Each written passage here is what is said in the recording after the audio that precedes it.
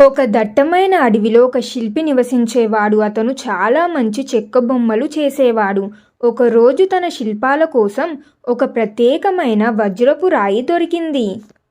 ఆ రాయి చాలా మురికిగా, అసలు ఆకర్షణ లేకుండా ఉంది.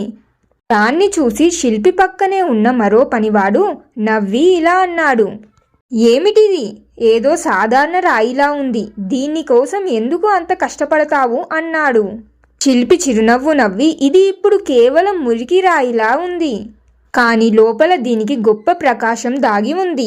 దాన్ని బయటకు తీయాలంటే చాలా సానపట్టాలి" అన్నాడు. తరువాత శిల్పి ఆ రాయిని రోజుల తరబడి కష్టపడి ఓపికగా చెక్కాడు, మెరుగుపెట్టాడు. ప్రతిరోజు అలుపు లేకుండా దానిపై పనిచేశాడు. కొంతకాలం తర్వాత ఆ మామూలు రాయి అద్భుతమైన మెరుపుతో, కాంతులతో వజ్రంగా మారింది.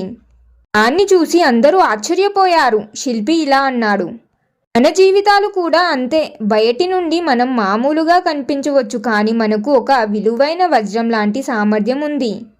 నిరంతర కృషి మరియు స్వయం సానపట్టడం ద్వారానే మన లోపల ఉన్న నిజమైన ప్రకాశాన్ని ప్రపంచానికి చూపించగలం."